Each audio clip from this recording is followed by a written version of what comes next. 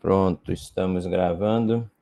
Então, sejam bem-vindos. Nossa aula 2 da terça-feira, né? E a gente deseja, na aula de hoje, falar da importância da fotossíntese no sentido de ser a grande geradora de cadeias de carbono, né? Tanto nos combustíveis fósseis tradicionais, o petróleo, o gás natural e o carvão, mas como também nas outras cadeias de carbono que compõem tudo que são seres vivos, né? E aí importa para o alimento dos seres humanos e dos seres em geral, mas no foco do nosso curso, as cadeias de carbono da fotossíntese nas plantas, por exemplo, nos dão a opção dos combustíveis renováveis, de produzir os combustíveis renováveis, os dois grandes exemplos brasileiros, o etanol e o biodiesel, obtidos a partir de plantas, né, de vegetais. E daí, por essa razão, serem renováveis. Esse é um outro foco da aula de hoje, nós deixarmos claro a distinção entre o combustível fóssil e o combustível renovável. Em função da fotossíntese, quando temos o fóssil, temos um acúmulo de cadeias de carbono de milhões de anos que leva aos combustíveis fósseis, a gente quer mostrar isso. Nos combustíveis renováveis, temos um ciclo muito menor, em média de 2 ou 3 anos no máximo, entre a plantação e o combustível queimando, por exemplo, no motor a combustão. Se tivermos tempo, e isso é regulado pelo ritmo da aula, pela participação de vocês, que eu sempre chamo e desejo, nós poderemos terminar falando um pouco de matriz energética. Mas, guiado pela aula anterior, como eu disse, não há um compromisso da aula ser idêntica, 100% idêntica, o idêntico vai ser o programa como um todo do curso. A ideia é que a gente inicie falando de matriz energética no final da aula de hoje, e aí dedique o assunto matriz energética na aula 3, quando também na aula 3 a gente inicia o foco do curso, que são os combustíveis renováveis e as formas de produzir combustível renovável, enfim, o foco do curso, né? Eu diria que essas duas primeiras aulas foram situá-los em relação a esse assunto que envolve tantos conceitos importantes aí.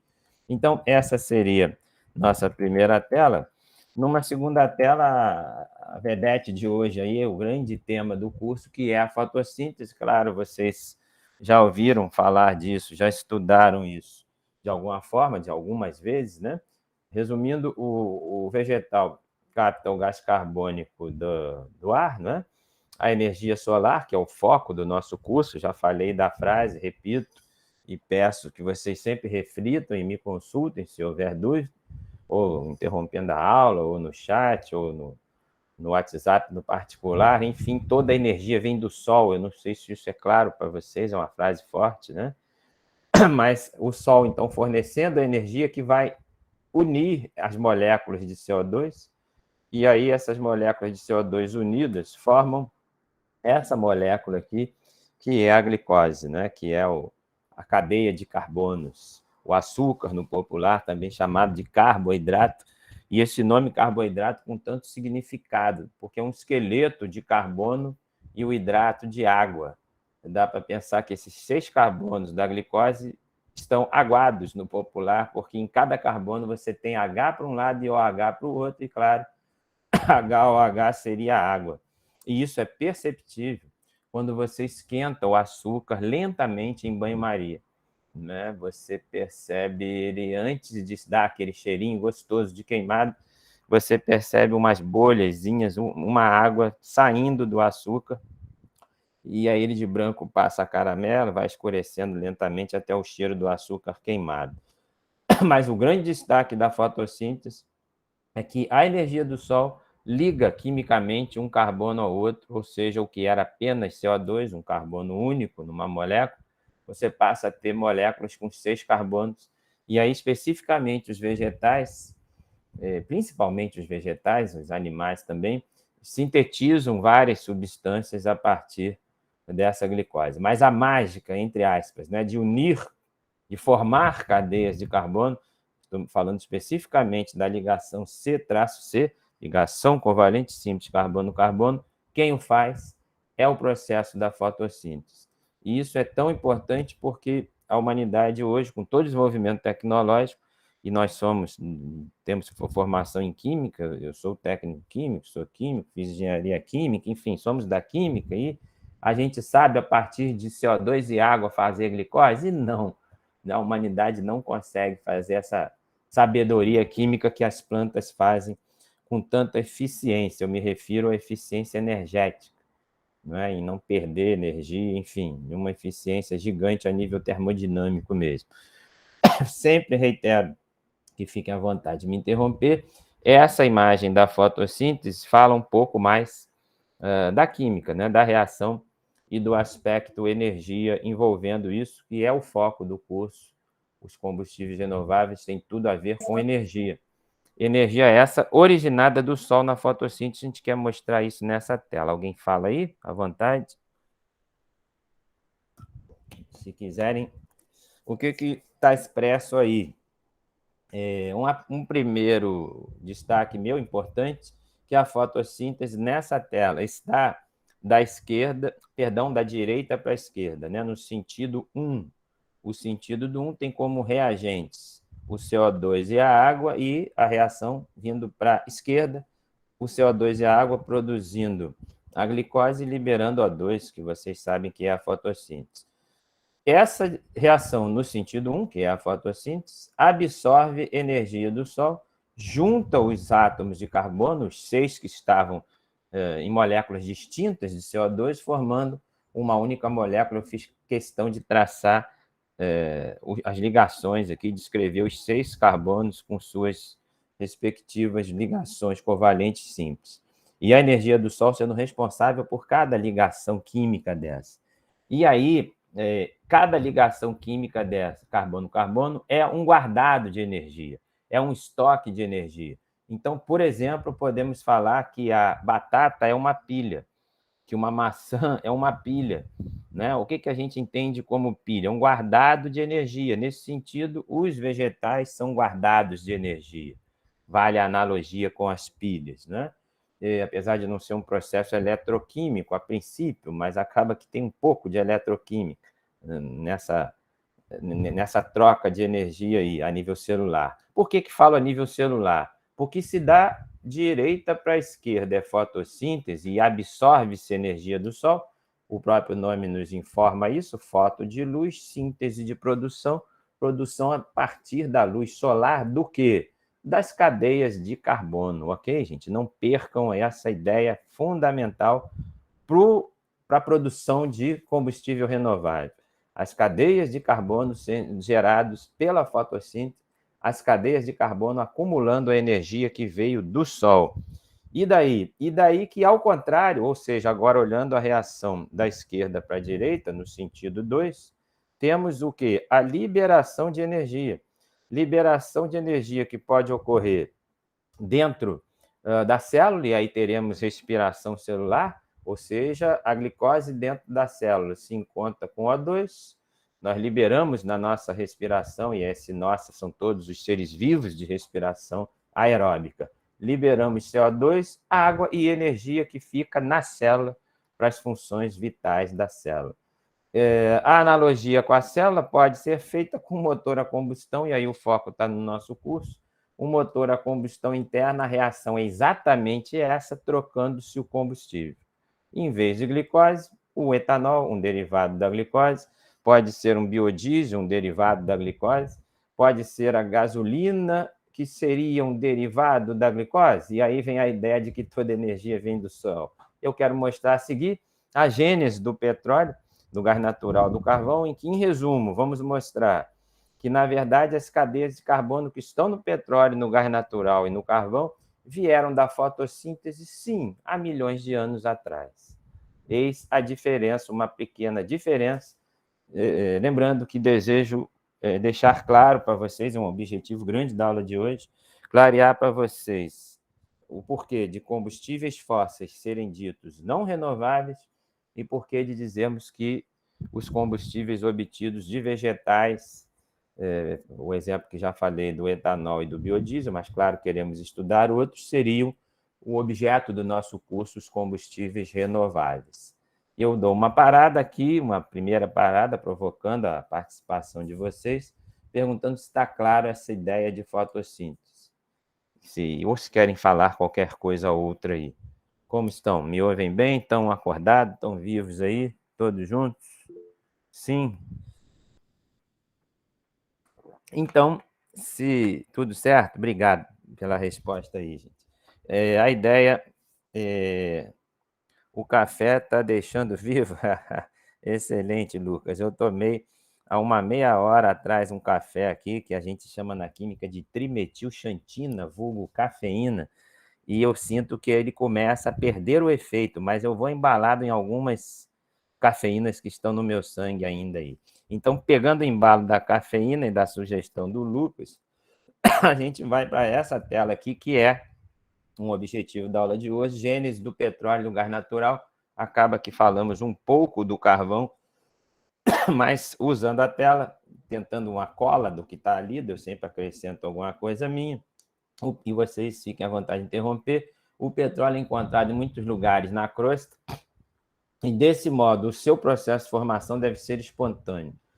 Trata-se de mistura inflamável, vocês sabem, coloração variável. Destaque meu aqui: ocorre em rochas de bacias sedimentares. Eu gosto muito da caneta. Rochas sedimentares, sublinhe isso aqui no texto, sublinhe no seu cérebro aí. Então, a maior parte, quando eu falo maior parte, eu fico com medo de errar, mas mais de 90% das ocorrências de petróleo no planeta ocorrem em rochas sedimentares. Uma revisão se vira nos 30 de geologia, a rocha original seria magmática ou ígnea, acho que sai originalmente do vulcão, elas magmáticas ou ígneas podem se transformar, em sedimentares ou metamórficas. Mas, repito, principalmente nas sedimentares. Isso é incrível, sublinho isso sempre, por milhões de anos a gênese do petróleo. Como ocorreu? Decomposição da matéria orgânica depositada no fundo dos mares e lagos. O objeto aqui, ó, do nosso estudo, a formação da maioria nossa aí, mas enfim, outros convidados, com transformações químicas. E quem age nessa transformação? A temperatura é prima irmã da pressão, um ambiente pouco oxigenado, porque você está soterrando a matéria orgânica por milhões de anos, bactérias contribuindo para isso, e eu acrescentaria nesse texto os milhões de anos, não se pode esquecer nunca disso.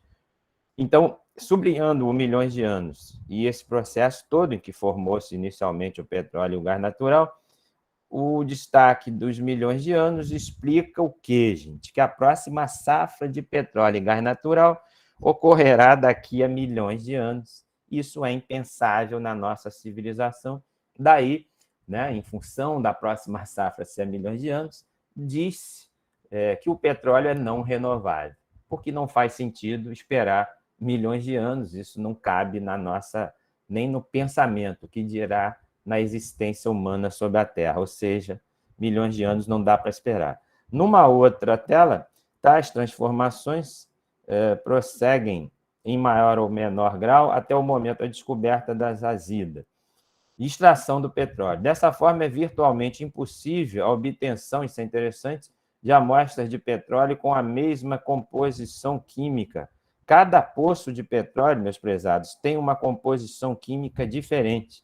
Até mesmo, diz o texto, em um mesmo campo produtor.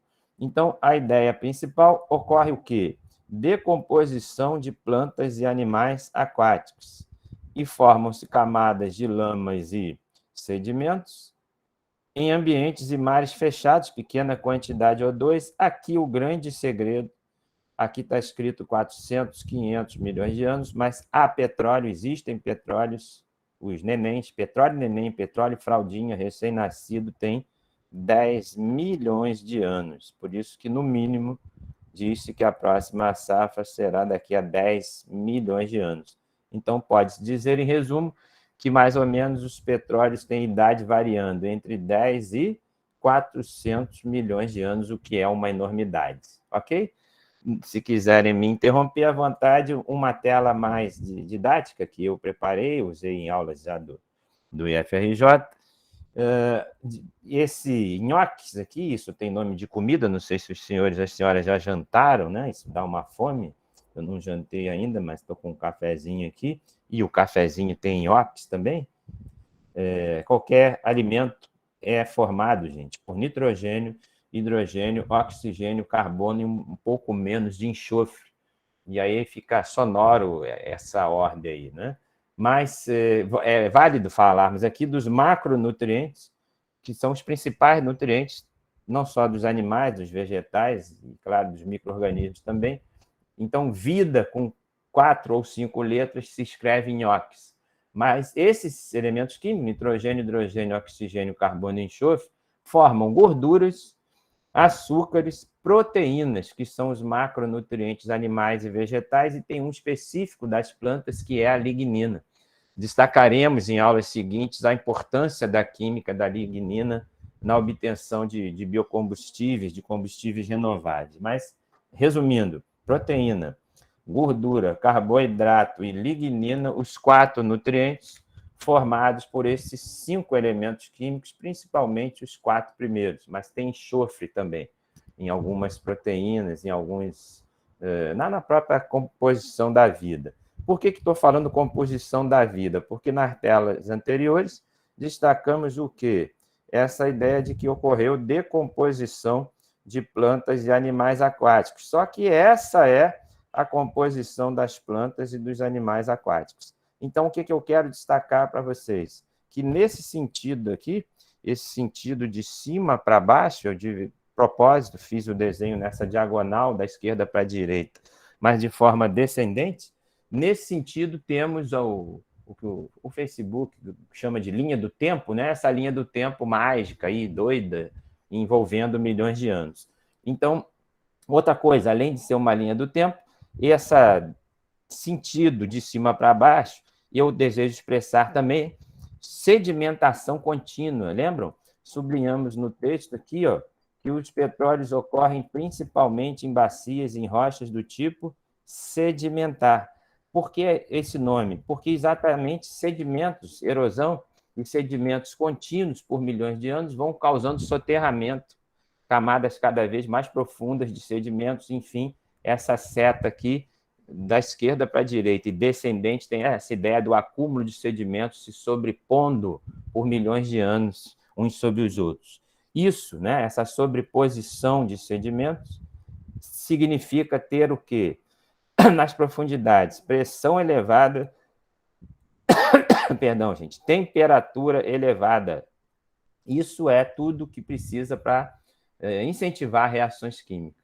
Então, essas reações químicas, por conta da sedimentação contínua por milhões de anos, existe um número empírico que funciona muito, que a cada 10 metros que se desce no subsolo, 10 não, 30, perdão, gente. A cada 30 metros que se desce no subsolo, aumenta 1 grau Celsius.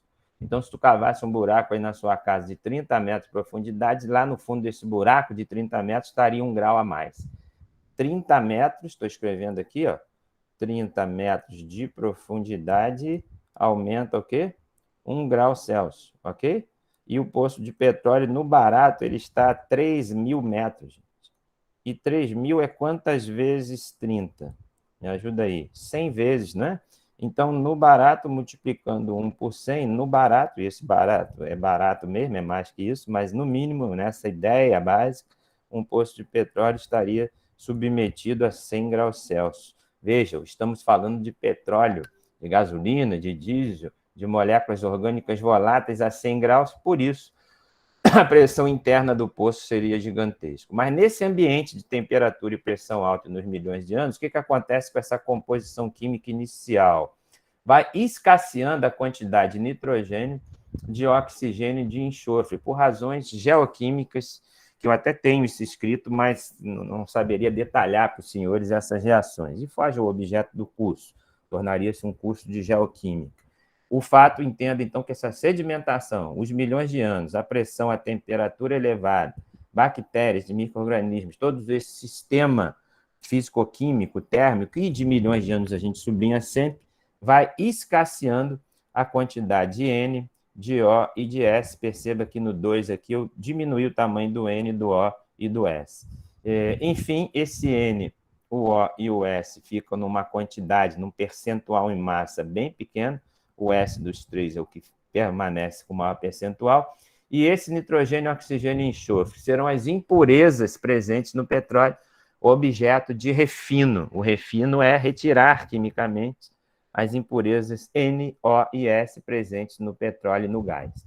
E aí, como o N, o O e o S escasseiam, predomina no final dessa linha do tempo de milhões de anos de reações químicas que retiram N, O e S, predominam quem? Hidrogênio e carbono, que explica, né? O nome hidrocarboneto explica a predominância de hidrocarbonetos no petróleo, no carvão e no gás natural. O carvão tem um caminho que tem algumas diferenças geológicas, eu desconheço detalhes e faz o objetivo nosso, mas de forma simples importa para a gente. O petróleo tem um caminho aqui e o gás natural tem um caminho aqui, e esse caminho do gás, ele de propósito está escrito mais abaixo, significando sedimentação maior, profundidade maior das rochas geradoras do gás. Em última análise, o petróleo ele teria várias ligações carbono-carbono. O petróleo tem cadeias de carbono de todos os tamanhos, né? C-C, com muitos carbonos, porque o petróleo é gerado em rochas mais altas, com menor sedimentação. O gás natural tem um craqueamento por conta de maior sedimentação intenso. Eu estou falando do craqueamento, quebra das ligações carbono-carbono, que por ocorrerem quase que completamente no gás natural, o gás natural vai ser pelo menos é bem mais, 80%, chegando a 90% de metano, que é exatamente o hidrocarboneto com um único carbono, mostrando que no gás natural houve esse intenso craqueamento da ligação carbono-carbono. Craqueamento esse que foi menor no petróleo e justifica as cadeias de carbono maiores presentes no petróleo. Destaco ainda aos senhores que no poço sempre temos petróleo e gás natural. Quando falamos de um poço de petróleo, é porque tem mais petróleo do que gás, mas também tem gás. Vice-versa, quando falamos num poço de gás, que tem muito mais gás, mas também tem petróleo. E o resumo dessa fala toda são os milhões de anos, safra próxima de petróleo, 10 milhões de anos, ou seja, todos esses fósseis, que é o carvão, o petróleo e o gás natural, seriam não renováveis, e isso é um momento que a gente para tudo e pergunta se está claro para vocês. Pergunta da Nayana no chat. Então, o gás natural só tem metano? Não, Nayana, precisando para você, já está muito rabiscado aqui. Deixa eu usar essa próxima aqui. Ó. O gás natural ele tem metano, eu vou abreviar C1. Né? A gente abrevia C1, C2 seria etano, C3 seria propano, tá? E C4 seria butano. E tem C5, que seria o pentano, e tem os maiores que C5, ficou feio esse 5, os maiores que C5, que a gente unifica junto com o próprio C5. Você vai falar, por que você separou eles assim, professor? Justamente para responder a pergunta da Nayana, expressando esses percentuais aí. Então, mais ou menos, o que seria um gás natural? Ele teria, no mínimo, 80%, tá? De C1, isso aqui eu estou falando de porcentagens, né? Então, ele tem um mínimo de 80, variando de 80 a 90. Ele tem uma faixa aqui desses 3 hidrocarbonetos, ou seja, do etano, do propano e do butano, variando de 5 a 10%, tá? Na faixa de 5 a 10, uma média aí 7 dos 3 somados, tá? Aqui vai de 80 a 90. E o menor que C5, do pentano em diante, vai de 3 a 7%, 6% no máximo. Então, esses percentuais variam. Resumindo, isso é o GN, gás natural, pergunta bem-vinda da Nayana. Mais ou menos, ela pergunta, é só gás natural? Não, tem esses outros hidrocarbonetos. Mas é muito é só metano, perdão, o gás natural é só metano? Não, tem muitos outros, tem alguns outros hidrocarbonetos. Em português, como fica essa composição? Você pode dizer que o gás natural, então, é o quê? Um montão de metano, um pouco de C2, C3, C4, que seria etano, propano e butano, e muito pouco de pentano ou maiores. Seria isso. Ok? Tranquilo aí, Nayana? Importante essa pergunta aí. Se vocês me permitem, de nada. A gente segue aqui, fechando esse conceito de combustível fóssil, não renovável e renovável, que são um ciclo menor, né? Então, por que não renovável? Falamos, temos um ciclo, deixa eu apagar o rascunho aqui, ó. Bem que ele apaga depois, né? Mas só para ficar claro que não estamos falando mais disso. O não renovável, que são os fósseis, né? Qual seria o destaque dele? Os milhões de anos, gente, né? Aquela ideia que já falei de que a próxima safra de petróleo seria daqui a 10 milhões de anos, no mínimo. Tem petróleo de 400 milhões de anos, então os fósseis, claro, você já sabe, petróleo, gás natural e carvão não são renováveis. A questão da foto inicial de nossa aula de hoje, recordam-se dela? Qual era a foto inicial? A Terra pegando fogo aí, né? O efeito estufa, o aquecimento global, é porque todo o petróleo, o carvão e o gás natural acumulados por milhões de anos, né? Esse acúmulo de milhões de anos foi convertido por reações de combustão em CO2, nas reações de combustão, em, no máximo, não chegou a isso ainda, 200 anos. Se considerarmos que a Revolução Industrial e os carros, os motores a combustão não têm 200 anos, dá para se dizer que em menos de 200 anos a humanidade transforma todo ou quase todo o CO2 acumulado por milhões de anos ser jogado na atmosfera.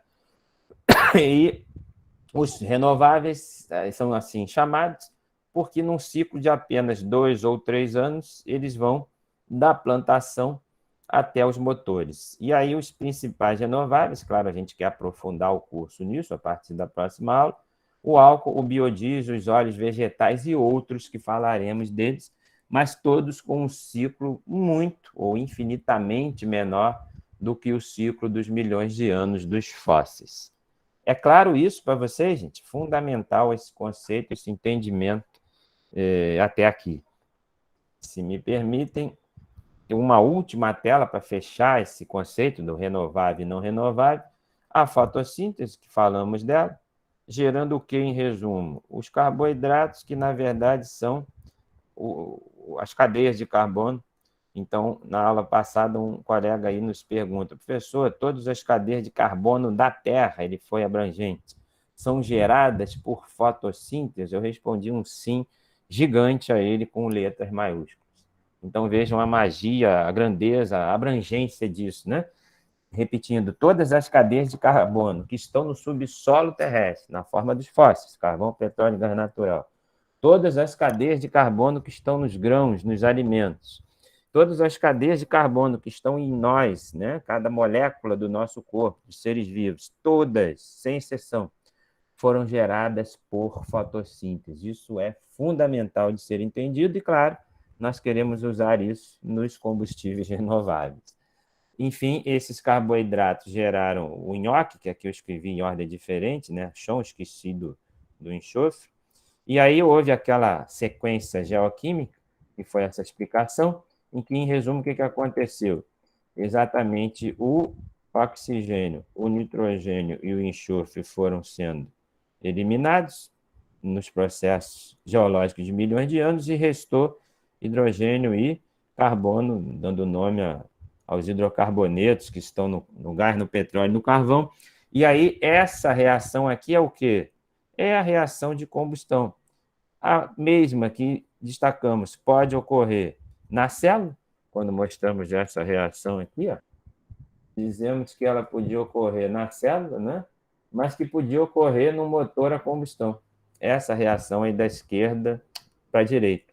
Então, ela aqui está. De forma simples, eu generalizei que qualquer combustível pode ser escrito tendo carbono e hidrogênio reagindo com O2 no motor a combustão liberando o CO2, água e, claro, o motivo desse assunto ser tão importante, liberando energia para o motor, enfim, para realizar trabalho, né? Mecânico no sentido físico. Aí. Essa energia liberada pode estar no motor, pode estar na célula. É isso. Espero que isso esteja claro para vocês e isso não significa que esteja. Eu tento explicar da melhor forma, mas de verdade, se rolar uma timidez, perguntem, escrevam para mim, mas é fundamental essa compreensão até aqui. De agora em diante, eu digo que se isso entendido, começa a ficar tudo fácil. Quem não entende o que explicamos até agora, nada entende sobre combustíveis, entende, gente? É muito básico, por isso que levo esse momento todo até aqui para deixar isso claríssimo para vocês. Enfatizando ainda alguns conceitos dos combustíveis fósseis, estou de olho no chat aí, quem quiser interromper ou falar. Destaques, então, dos combustíveis fósseis. Não podem ser gerados novamente no intervalo pequeno de tempo, comentei isso. Formado por decomposição de animais e plantas num processo de milhões de anos, sempre sublinho e destaco isso. Disponíveis, isso é importante, a gente fala em telas à frente, em quantidade limitada. E isso também explica o fato de não serem renováveis, né? Ou seja, de haver uma preocupação na substituição deles. E isso aqui é uma questão ambiental, né? Aumenta o efeito estufa, aquecimento global, além de os óxidos de enxofre e nitrogênio, tem um outro aspecto ambiental, além do aquecimento, gerar chuva ácida, ok? Aqui uma visão esquemática do efeito estufa, em que essa área que eu estou rabiscando em vermelho aqui, né? Essa área azulada é onde seriam, por exemplo, onde se concentraria na atmosfera o CO2, claro que tem outros gases de efeito estufa, mas a gente foca no CO2 porque ele é o causado pelos combustíveis fósseis. Esse acúmulo de CO2, ele impede que os raios solares façam o que normalmente fazem, que é incidir na Terra, na atmosfera terrestre, no planeta como um todo, e voltar para fora da Terra. Essa presença em excesso do CO2 aqui, acumulado, como vimos, por milhões de anos no subsolo, liberado em menos de 200 na atmosfera, esse CO2 acumulado impede que esse calor, essa energia solar que bate na Terra e reflete, ela não reflete, é segura, é retida o acúmulo de CO2 na atmosfera e, uma vez retida, o calor fica, gerando a ideia da estufa. A estufa é qualquer lugar que o calor não sai. E aí, daí advém o aquecimento global, a foto inicial da aula, enfim, uma preocupação mundial hoje. Nessa tela, a mesma ideia expressa com outro desenho, aí eu envio isso para vocês. E aqui, um destaque que fiz na tela anterior aí, o prazo em que provavelmente se extinguem as reservas dos fósseis. O petróleo, escrevi pequenininho o nome petróleo, porque menos de 50 anos extinguiria nesse século. O carvão tem reservas na Terra, esse maior de 200 anos está tímido, é bem maior que isso, e o gás natural, reservas ainda maiores. Ou seja, o petróleo poderia ser substituído por carvão e gás natural na extinção deles. Mas, claro, vocês sabem, todos estes têm o problema de aumentadores de quê? Da quantidade de CO2, do aquecimento global. A energia nuclear, ela tem um caráter renovável, porque a massa pode ser convertida em grande quantidade de energia. Reservas maiores que 10 mil anos, eu vi isso escrito, mas com certeza é maior que isso, com uma vantagem enorme, gente. A energia nuclear não libera CO2, ok? Me interrompam se desejarem aí, falando ainda do petróleo e gás natural. E já traçando um paralelo agora com combustíveis renováveis. Eles têm essa vantagem enorme comparados a outras energias, a possibilidade de transporte a longas distâncias, essa infraestrutura e logística já instalada. Leia-se o que aqui, gente? Oleodutos e gasodutos, os mesmos poderão ser usados por combustíveis renováveis, os líquidos, por exemplo, a Petrobras usa no Brasil. O mesmo oleoduto que leva, por exemplo, aí de Caxias, da Reduc, gasolina e diesel para o sul de Minas, para várias áreas que a Reduc supre, o oleoduto, o mesmo oleoduto que leva o diesel e a gasolina leva o etanol, ou seja, a mesma infraestrutura que bombeia, que faz circular os fósseis líquidos, o petróleo, o gás natural liquefeito, pode fazer isso com biodiesel, com etanol, enfim, com os renováveis. E isso aqui embaixo, muito importante essa palavra para o mundo da energia, também válida para os combustíveis renováveis líquidos, a capacidade de estocagem. Mais do que a estocagem do próprio derivado, estocar em tanques, a estocagem, o guardado de energia que eles significam. Né? A palavra em inglês que é o storage, né? Escreve storage com S mudo, que é a ideia de guardar energia. Por exemplo, a eletricidade, que nos mantém no curso nesse momento, né? Dependentes dela que somos, ela não tem capacidade de estocagem. Quando falava isso na aula anterior, o colega interveio e falou, mas professora, as baterias não são um estoque de eletricidade? Sim, mas um estoque ineficiente, tremendamente caro, tremendamente ineficiente. Ao contrário dos combustíveis líquidos, o petróleo é o grande exemplo disso, e os renováveis, vamos falar, mostrar isso, eles guardam energia e podem ser guardados dessa forma por um tempo grande, sem perder a capacidade de energia. Eu me refiro especificamente, por exemplo, ao poder calorífico, que é caloria por grama. Os combustíveis, em geral, têm isso, os líquidos, né? E a biomassa vai apresentar isso também, a gente fala. O carvão tem esse poder calorífico enorme, daí ele ser usado ainda. Isso aqui mostra-se uma rede de gasodutos no Brasil todo. Não é todo ainda, percebam que essa vastidão amazônica toda aqui, ó, né? Isso aqui, ó. Vejam o que eu estou marcando aí. A maior parte do território nacional não tem gasodutos ainda, mas, enfim, o Brasil vem crescendo nessa área. E aqui, para reflexão, tipo um resumo do que falamos, e essa reflexão tem o objetivo de introduzir o próximo assunto, que são as matrizes energéticas, que é o preâmbulo, a introdução dos combustíveis renováveis, enfim, né, da gente passar a falar só deles. O petróleo, o carvão e o gás natural, vejam, os três, gente, que são os fósseis, em resumo, respondem por 80% da matriz energética mundial. O que seria isso? Eu postei no grupo lá uma reportagem, né, sobre a situação de combustíveis na Europa. O que é matriz energética? É um gráfico com uma tabela com porcentagens dos tipos de energia. E quando se sabe que no mundo petróleo, carvão e gás natural são mais de 80%, o mundo ainda é fóssil, tremendamente. Eis o grande problema mundial. Por isso, os outros tipos de energia, quando eu falo por isso, é porque sendo menos de 20%, se 80% são os fósseis, ou mais de 80%, os outros tipos seriam menos de 20%. E por serem menos de 20%, são ditos alternativas. Alternativa não é a ideia de substituir, então eles seriam alternativas aos fósseis. Eis a grande pergunta, gente. Será que seriam alternativas? A resposta é sim, mas quando eu falo será, eu me refiro a cada região do mundo, a cada país do mundo.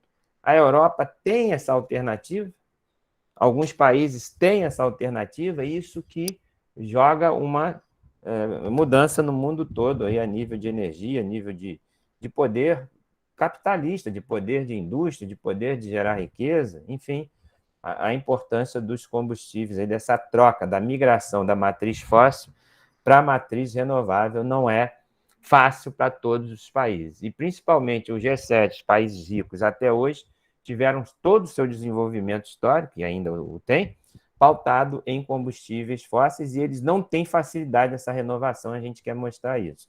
A nível de impacto ambiental, o carvão é um monstro, seria o horror, o petróleo um pouco menor, o gás natural bem menor a nível de impacto ambiental, principalmente geração de CO2. Vejam isso, gente. O carvão no mundo, uma média de 26% na matriz energética mundial, só o carvão, né, daqueles 80 dos três, 26 só o carvão. E o Brasil, bem pouco no carvão, o que nos dá a vantagem comparativa aí. Apareceu na Ana, eu ia perguntar se não tinha uma pergunta. Professor, na sua opinião, qual seria o prazo? Muito boa pergunta, Nayana. Para a transição energética, eu ouvi falar de 10, 20, 50. Então, qual a certeza? Existe essa dúvida toda aí que você ouviu, né? A certeza é que trocar, e aí você me permita, Nayana, dar um pulinho aqui, ó, é o próximo assunto nosso, tem tudo a ver, né, com a sua pergunta. A gente volta nessa ordem aqui para mim não pular a ordem. Veja, essa é a matriz energética mundial, tá certo? Então, você perceba aí, ó, que esses números aqui é que passam de 80. O carvão, o petróleo e o gás natural com 32, perdão, o petróleo com 32 e o gás natural com 22. Então, perceba, é legal esse gráfico em pizza, que estamos falando dos fósseis com essa fatia toda aí, no olho assim, para falar de pizza, né, para dar água na boca de vocês, uma hora dessa, enfim, essa pizza aí, ó, aparenta o quê? Esse pedaço que eu marquei aparenta 3/4 da pizza, tá certo? É mais ou menos isso, é mais que isso, né? É porque eu falei que é mais de 80%, 3/4 seria 75%, está bem claro isso visualmente. E aí, na pergunta da Nayana, substituir isso não é fácil em décadas. E aí eu falei no plural. Ou seja, respondendo objetivamente sua pergunta, Nayana, 20 anos é o mínimo. É o mínimo para não dizer que seria impossível em 20 anos, mas, enfim, seria muito bom que fosse possível em 20 anos. Mas você me perguntou, na minha opinião, eu não acredito que se consiga em 20, mas isso é desejado, isso é devido, mas, vou melhorar minha fala, isso é emergencial, né? Ou seja, tem uma luz vermelha piscando a nível de catástrofes, de agravamento dos efeitos do aquecimento global para 2050 em diante. Então, o que se aponta, né? E claro que a gente torce para estar errado, mas não está errado, a ciência mostra isso. É o mundo muito enrolado, com catástrofes ambientais gravíssimas, no sentido de cada uma delas ser grave, mas no sentido de serem mais frequentes a partir de 2050.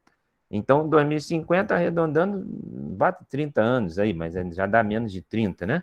E então que seja uma média de 30 anos. A ideia é fazer essa migração até 2050, ou com alguma falha até 2060.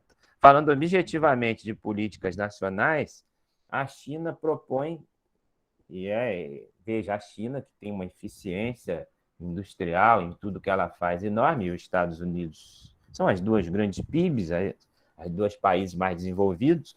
A China tem planos revelados à ONU de tentar essa migração até 2060. Então, a China, respondendo a pergunta da Nayana, se estamos em 20, arredondando até 60, a China propõe isso em 40 anos, o que é considerado ousado por muitos.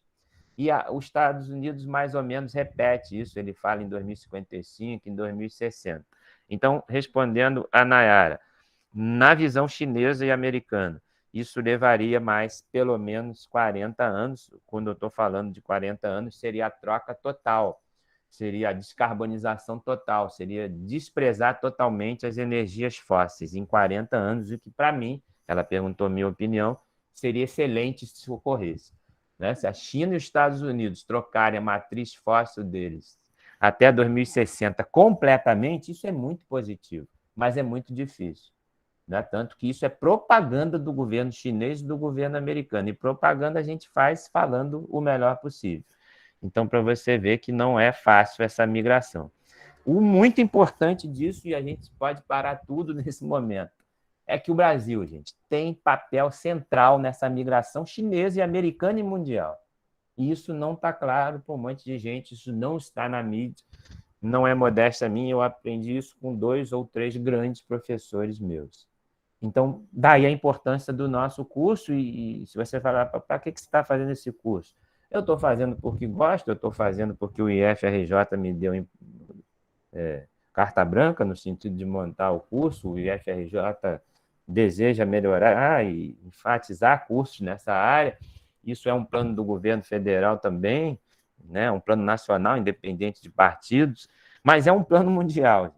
E a ideia é que você fique, no bom sentido da palavra, contaminado, envolvido, incentivado a ingressar nessa área. Porque, repito, independente de políticas, de destinos políticos brasileiros e mundiais, isso é inevitável, isso é a bola da vez, no bom sentido da política mundial de energia, e nós, Brasil, somos a bola da vez, por uma razão simplíssima, né? É que essa coisa chamada fotossíntese, né, nessa imagem inocente que eu mostrei aqui para vocês, quase que infantil, né? Essa telinha aqui, ó, só o Brasil tem isso aqui, gente. Luz solar intensa, captação solar intensa. né? Nenhum país da Europa tem isso. O meu professor, grande mestre meu de energia, ele, na época, o governo Bush, nos Estados Unidos, presidente Bush, ele dizia que todo o poder americano não consegue deslocar o Equador para o hemisfério norte. A Europa sonharia em ter o Equador passando em cima de Londres, de Paris e de Nova York, né? Eles estavam resolvidos a nível de energia. Mas o Equador passa em cima da Amazônia brasileira. Entenda? Então, a grande captação de luz é no Brasil. A quantidade de cadeias de carbono geradas diariamente está no Brasil. E, claro, no centro-oeste brasileiro também. Né? E a água potável. O Brasil e o Canadá são os grandes países com água potável passível de sofrer fotossíntese, de formar cadeias de carbono, hidratos de carbono. Sendo que o Canadá não tem a incidência de luz que nós temos, de luz solar. Né? E, claro, aqui a raiz da planta precisa de subsolo. O Brasil, com a grandeza dele em território, nós temos 85% do território nacional, claro que está incluída a Amazônia aí, mas está incluída também partes que não é da Amazônia. 85% do Brasil ainda não é plantado, gente. Pare tudo e pense nisso. Com toda a produção de grãos que a gente tem hoje do Brasil, que pode ser convertido em biomassa, veremos isso em combustível renovável nas próximas aulas. Toda essa nossa produção, que é a terceira mundial, os maiores produtores de grãos no mundo são a China e os Estados Unidos, dividem o primeiro e segundo lugar na maioria das produções de grãos. O Brasil divide algumas com eles, mas o Brasil está em terceiro, na média. O Brasil está no pódio, em que tem Estados Unidos e China colados em primeiro e o Brasil colado em terceiro, com reais perspectivas de ultrapassar os dois ao longo dessa década. Por isso, somos o país de combustíveis renováveis. Isso não é blá, blá, blá, isso não é enfeite de aula, até porque você não vê políticos falando disso. Políticos, a princípio, a gente desconfia. São pessoas de ciência, são pessoas sérias, mas a imprensa não divulga isso. Tem que perguntar a ela por quê, né? Se é desconhecimento ou má fé ou as duas coisas. Eu abro para perguntas, eu fui lá falar como é? Da matriz energética, e a Isabelle Ribas pergunta, professor, por onde eu posso mandar as respostas do trabalho? Eu te falo depois, Isabelle, se você tiver dúvida no Classroom, você pode mandar até para e-mail meu, mas eu depois te vejo por que você teria, de repente, alguma dificuldade no Classroom. Eu já tive, de repente eu te oriento depois, tá? Fala comigo no particular, tranquilo, isso é o de menos, tranquilo. Então, gente, eu pergunto a vocês como estão nessa fala minha, um momento final da aula, essa energia nuclear. Eu deixo essa tela para vocês, a gente pode voltar a falar nela. O que importa muito da energia nuclear? A possibilidade dela produzir grande quantidade de energia. Cadê a caneta? Está dizendo que tem caneta, eu não estou vendo a caneta. Opção de ponteiro, caneta. Ah, está aqui. A energia nuclear, a partir dessa equação, que é do Einstein, né? A massa pode ser convertida em energia numa quantidade gigante, porque esse número aqui, que é a velocidade da luz ao quadrado, esse C2, nos diz que uma pequena quantidade de massa multiplicada por um número enorme pode gerar uma quantidade de energia enorme, que seria esse ΔE, essa energia libertada, né? Mas por que se fala da energia nuclear num curso de combustíveis renováveis? Porque ela não é emissora de CO2, ok, gente? Isso é importante. E aí ela vai poder, por exemplo, produzir hidrogênio. A gente quer falar nas últimas aulas do hidrogênio como combustível renovável. E aí o hidrogênio pode ser produzido a partir da eólica, da solar e em grande quantidade da energia nuclear. Aqui ainda uma fala de renováveis alternativas, são provenientes de fontes contadas na natureza e autorregeneradoras. Destacamos isso quando falamos da fotossíntese. A ideia de energia limpa e a produção de energia pensando em gerações futuras, é a palavra bonita aí, sustentabilidade. As fontes de energia renovável a gente tem várias, mas o foco do nosso curso, a biomassa e, claro, a solar, a eólica podendo, por exemplo, produzir hidrogênio, que é um importante combustível renovável, e acabou que eu já fiz o destaque da nuclear. Né? A nuclear acaba que seria alternativa porque ela não está nos 80%. Lembra, gente? O conceito de alternativa é a ideia de poder suprir os 80% das fósseis. Terminando a aula, pelo menos os 5 minutos finais aqui, destacando que a gente passa a falar de biomassa como energia alternativa. O que seria biomassa? Seria toda matéria orgânica, seja de origem animal, vegetal ou micro-organismos, suscetível a ser transformada em energia ou bioenergia, se fala também na palavra biocombustível, que é o foco nosso. O uso da mesma se apresenta como boa opção energética, pois é renovável, já falamos, e baixa quantidade de poluentes. A redução do aquecimento global exige a crescente substituição dos combustíveis fósseis por formas renováveis.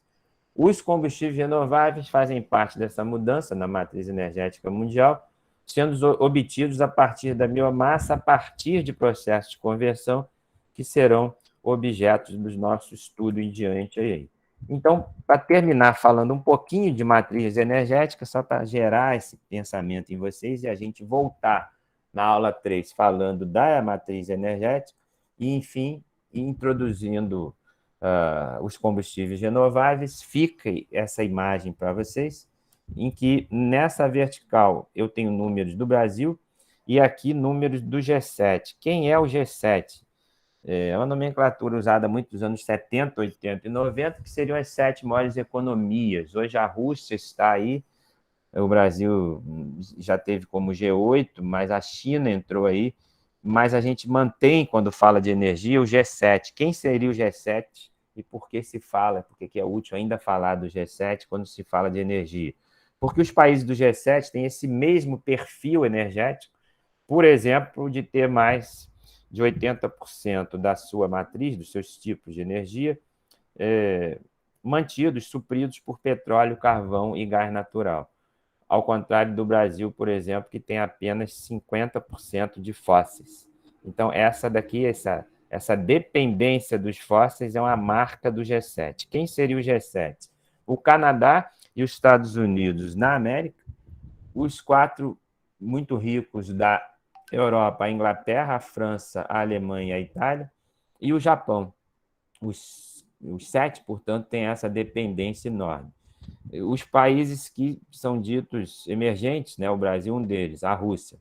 A China não tem, a China tem esse perfil também, né? E a Rússia, desse grande consumo de fósseis, tá? Mas, enfim, o Brasil leva uma vantagem comparativa enorme aí. Outra vantagem comparativa enorme, essas 2 formas renováveis, a hidrelétrica e a biomassa, percebam, gente, o Brasil batendo aí os 40% de renovável na sua matriz, né? E o mundo aí, em média, um pouquinho mais de 10 apenas. Então, arredondando aqui, ó, o Brasil, né, 4 vezes mais renovável do que o mundo já, quando eu falo já, em 2022, ok? Percebam, gente, que de propósito, e até porque são números muito pequenos, não tem nada escrito nessa tela sobre eólica e solar.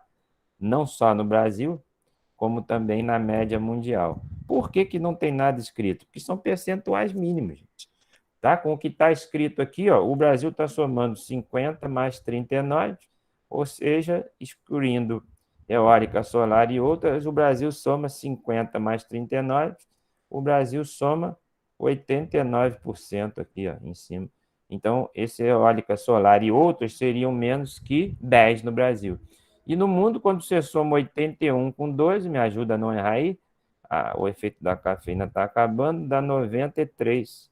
Ou seja, teria menos de 7% no mundo de eólica e solar.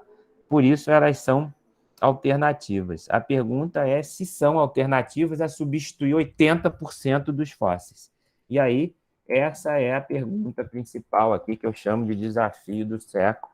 Como eu falei para vocês, a gente volta aí falando minimamente disso no início da aula que vem, até para ver o entendimento de vocês, e passa a falar da solução dessa substituição, que são os combustíveis renováveis. Então, terminando com essa tela, eu termino a gravação e depois converso com vocês. Destaque aí que já falamos, mas como conclusão, mais de 80% da economia das grandes nações, destacamos o G7, é com base fóssil. Esses países ricos possuem matrizes energéticas baseadas nos fósseis, naquele número gigante maior que 80. E aí a grande pergunta, como esses países, que são os ricos, que o poder mundial está com eles, o poder industrial, o poder bélico, o poder de ogivas nucleares está com eles, como eles migrarão, como eles farão essa troca, né? Essa migração de uma matriz tremendamente fóssil, uma matriz energética atual concentrada nos combustíveis fósseis, como eles farão isso, essa migração para uma matriz renovável? E a gente acrescenta a pergunta da fala minha anterior, como eles farão isso? Não tendo sol no seu território, não tendo água no seu território, né? Não tendo área para plantar. Aí sugere que eles farão isso com um país que começa com B de bola e que tem o R no seu nome, gente. É um grande recado para nós brasileiros, ok?